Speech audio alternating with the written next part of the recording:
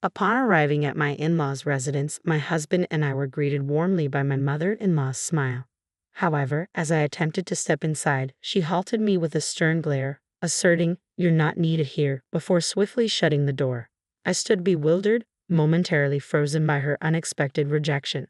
When I cautiously reopened the door, her expression was one of seething anger. "I've heard the rumors. Your parents' financial troubles, aren't they? We don't want that kind of baggage here," she spat out before slamming the door once more. I stood outside, dumbfounded, clutching my bags. Through the closed door, the sounds of laughter between my husband and his mother echoed, leaving me feeling utterly abandoned. Realizing I deserved better treatment, I made the swift decision to depart, leaving behind the toxic atmosphere of my in-laws' home. I'm Nancy, a 32-year-old physician at the hospital established by my parents. It was there that I first encountered John, my now husband, when he was admitted following an injury.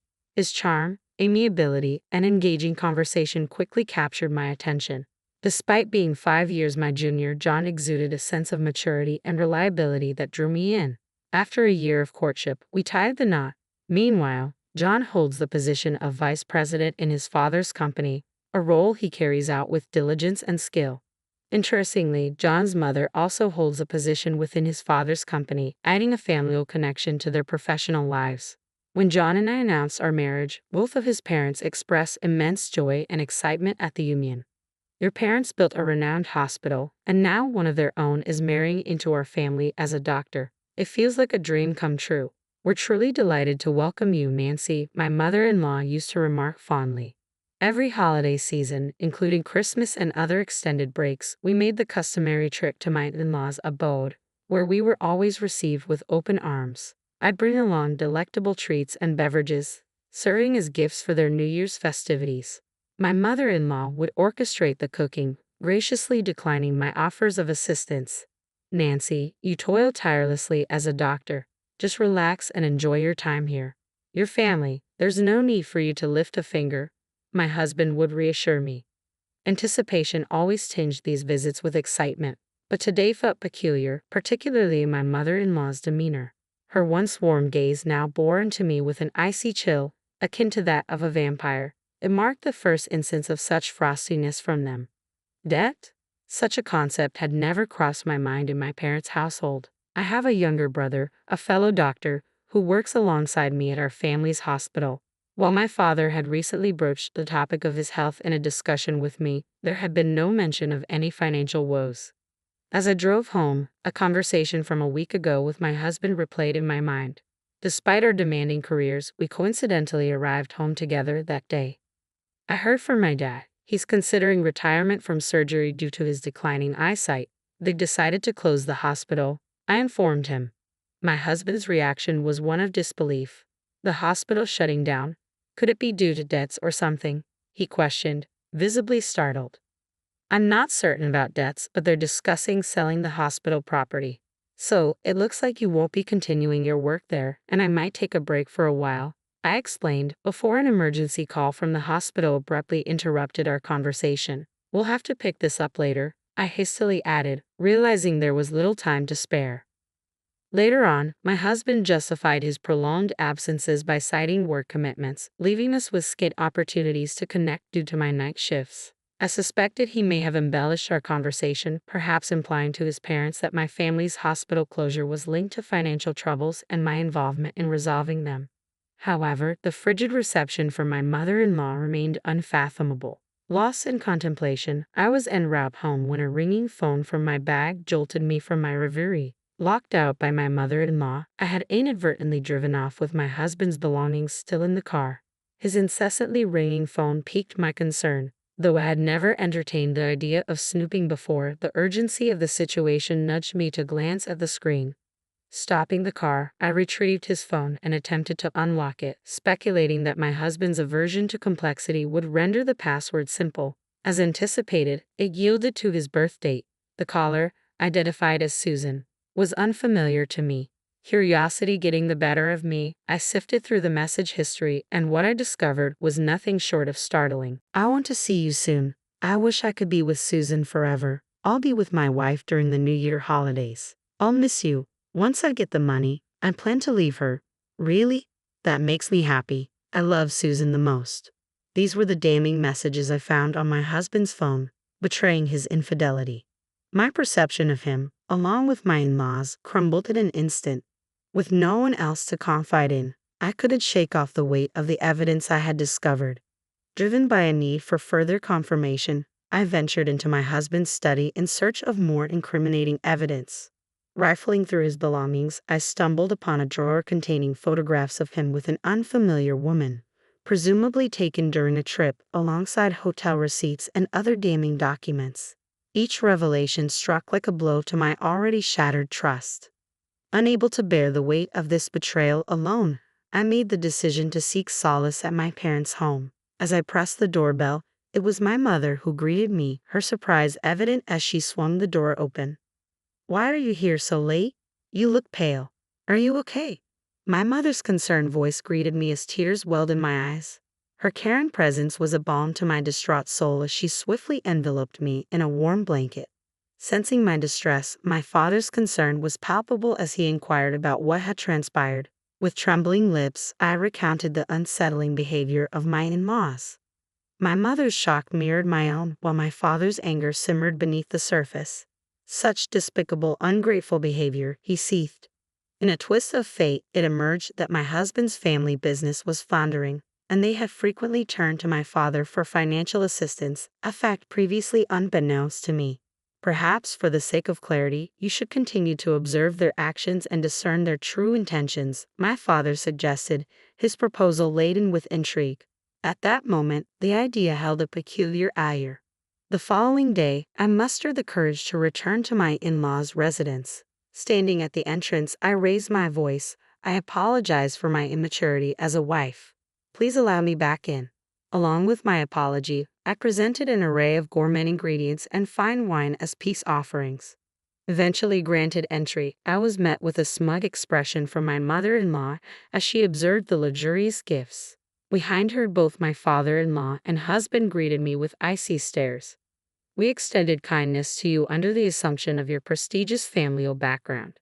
However, now that we're aware of your family's financial struggles, you'll need to exert yourself as a diligent wife," my mother-in-law declared, her words laced with disdain.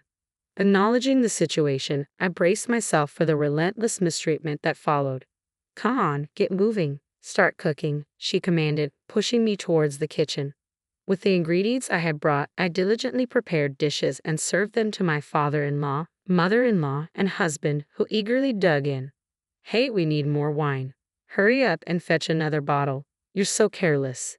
Is this all you've prepared? You might be a skilled doctor, but you're utterly incompetent as a homemaker." They grumbled yet devoured every last bite. As I attempted to join them for a meal, my mother-in-law abruptly slapped my hand, causing my fork to clatter to the floor. "What do you think you're doing, sitting here? Do you expect to dine with us? Housemaids eat in the kitchen. So now I'm just a housekeeper," I retorted incredulously, my voice trembling with disbelief. "How dare you speak to me like this, John? Especially when your family's fortunes have dwindled. Is that how you truly feel? And you, Nancy, with your arrogant demeanor. I've always despised it, but I tolerated it under the illusion of your family's wealth. Listen to your mother. I'll keep you around as nothing more than a housekeeper." John's words cut through me like a knife, shattering any lingering hope that his behavior was merely a facade. Realization dawned upon me. My husband's callous behavior was his true nature all along. Left alone in the cold kitchen, I resigned myself to eating the leftover scraps and facing a mountain of dirty dishes. "Save water and wash in cold," they instructed, a cruel directive that felt particularly harsh in the biting winter cold, causing my entire body to tremble uncontrollably. When night fell, my mother-in-law pointed towards a frigid shed devoid of any warmth or comfort. "Where's the bed?" I questioned, hoping for at least a semblance of decency. "What? You expect a bed?" she scoffed. "There are some old towels and cardboard in the shed. Make do," she replied callously, leaving me to confront the harsh reality of my situation. Recognizing their true colors, I discreetly recorded their abusive tirade. With nothing left to bind me to that toxic environment, I resolved to leave that house for good. That night, as I shivered in the freezing shed, my anger towards my father-in-law, mother-in-law, and husband served as my only source of warmth. "I'll never forgive them. I vowed, my determination burning brighter than the biting cold. In the dead of night, after they had succumbed to drunken stupor, I silently slipped away and drove back to the sanctuary of my parents' home. As I awoke to a new day and began packing my belongings, the door burst open, and my mother-in-law and husband barged in. Do you think you can simply abandon your duties without even preparing breakfast? How dare you leave your husband behind? Their accusatory glare sent a chill down my spine. It seemed my father-in-law was absent, but my husband and mother-in-law had no qualms about continuing their onslaught of disdain. I am finished with both of you, I declared, my voice trembling with resolve. How dare you speak back to your mother-in-law and husband? You were even more insufferable than I had imagined. If you wish for a divorce, so be it. But remember, if you initiate it, you will be the one paying compensation. Perhaps you can consider selling off the hospital's land. It should fetch a handsome sum. We'll take that, my father-in-law retorted coldly, his words dripping with malice. Though I had intended my words to be sarcastic, my husband merely smirked, believing he held the upper hand. To my dismay, he flung a paper in my direction. It was a pre-filled divorce application. If you refuse to comply with my demands, I will not hesitate to use this, he threatened, brandishing the document. Very well, this clarifies things for me, I replied calmly, though my heart was heavy with disappointment. What? Did you expect me to plead with you to stay, burdened with a hospital on the brink of bankruptcy and drowning in debt? I have no choice but to hold on to you, isn't that right? My husband's misconception of my intentions left me speechless. While it's true that my father retired and closed down the current hospital, we have plans to relocate to a new facility near the train station. Both my brother and I will continue our work there, with me serving as the director. Contrary to what you may have heard, we are far from being in debt. In fact, we possess more than enough assets to sustain us comfortably, I explained calmly, watching as my husband and mother-in-law's faces drained of color. This cannot be true. You deceived me, my husband stammered, his voice tinged with disbelief. I attempted to clarify, but you refused to listen and instead jumped to conclusions. So your family is still affluent, is it? Then what? My mother-in-law interjected anxiously, her panic evident. Can we just forget everything that transpired yesterday and today? After all, we've always been on good terms, haven't we? She pleaded, attempting to brush aside the events of the past few days. Her sudden change of heart struck me as laughable after enduring such insults. I'm astounded that you would spew such vile abuse at me and then have the audacity to ask me to forget it all. Remember, according to you, I'm just the housekeeper, right? I retorted, my tone laced with bitterness. No, it was all a misunderstanding. Please, let's just move past this, my husband pleaded, his voice tinged with desperation. It's too late for apologies. I see through your facade now. By the way, my father will be reclaiming the $100,000 he loaned to your company, I retorted, my tone resolute. What? How did you find out about that? We don't have that kind of money, my husband exclaimed, panic creeping into his voice as he realized the magnitude of his error. Nancy, I apologize. I should have stood up for you against Mom. I promise to support you from now on, he implored, his words dripping with regret. You mean support Susan, right? I countered sharply, my patience wearing thin. How did you know about Susan? You were seeing her behind my back while pretending to work late. But I have all the evidence, I declared, displaying the incriminating photos and email exchanges on my phone. My husband's face paled as he stared at the damning evidence, beads of sweat forming on his forehead.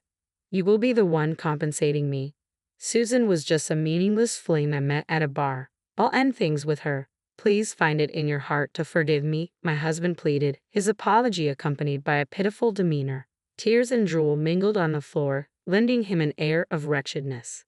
But that wasn't the end of it. I presented him with a photo of a life insurance policy taken out in my name and a detailed pamphlet on car maintenance, conspicuously highlighting a section regarding brake tampering.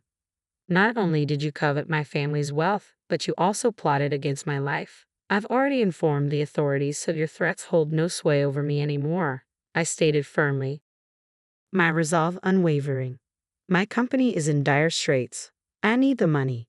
Please, I beg you to help me, he pleaded desperately. Don't be absurd. From now on, all communication will be conducted through our lawyers. I never want to lay eyes on you again, I retorted coldly. As he lunged towards me, my father and brother emerged from the back room, swiftly restraining him. Pinned to the ground, he wept uncontrollably, while my mother-in-law stood by, rendered speechless by the unfolding spectacle. The house is registered under my name. I intend to sell it, so I'd appreciate it if you could vacate as soon as possible, I informed my husband and mother-in-law, who had always found excuses to prolong their stay. Eventually, my brother stepped in and firmly escorted them out. Following that, I initiated divorce proceedings. Both my husband and the woman he had been unfaithful with provided compensation. Despite his persistent pleas for reconciliation, I remained resolute. It was only when I threatened to involve the authorities that he ceased his attempts to reconcile. Through legal channels, I pursued repayment from my father-in-law's company, and the $100,000 loaned by my father was successfully retrieved. With my father-in-law's business already on shaky ground, it eventually succumbed to bankruptcy, burdened with substantial debts. Now, my father-in-law, mother-in-law, and husband reside in a modest, rundown apartment. Despite their efforts, juggling multiple part-time and day jobs, they struggle to stay afloat amidst their financial woes. Meanwhile, I have found fulfillment in my role as the director of a recently established hospital, thanks to the support of my brother. Together, we are committed to providing aid to those grappling with injuries and illnesses. I've invested in a comfortable apartment near the hospital and in relishing the independence of living life on my own terms.